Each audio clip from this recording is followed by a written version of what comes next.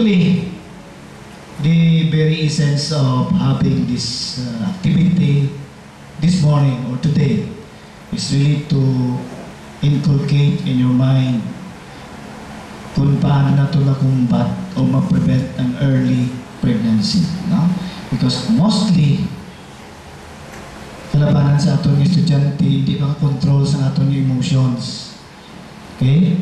That's why, especially lagi kalabanan sa inyo, malayo sa inyo ginikanan, or perhaps may mga problema sa pamilya, so the only outlet sa atong mga problema ng encounter is ang atong ilang mga peers. No? Pero sometimes, hindi kili makatag sa aton man sa maayo na resulta ang too much exposure naton.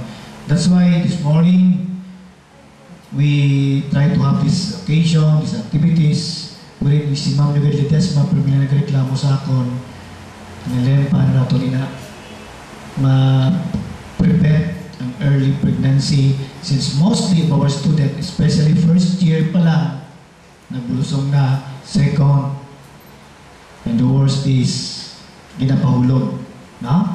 Nadlock sa ilang circumstance yung himo nila. Actually, the purpose of this is really to educate you. Okay? That's why we try to invite a person who is expert in this particular area kung paano ka mo ma-enlighten. And this one also of the activity of the NSTP program or the Social Service Training Program, wherein I believe all of you are enrolled this school year. No? So, I hope this morning mamati ka mo para mato maintindihan. That's why I always welcome everybody in this kind of activities. Good morning. Thank you, sir.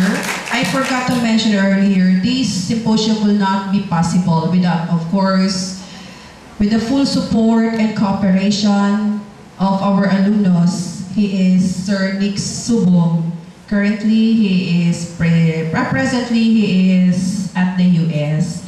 So, wala din nga symposium kung wala siya. And take note, tanan, si Sir Nick ginangita sa paagi.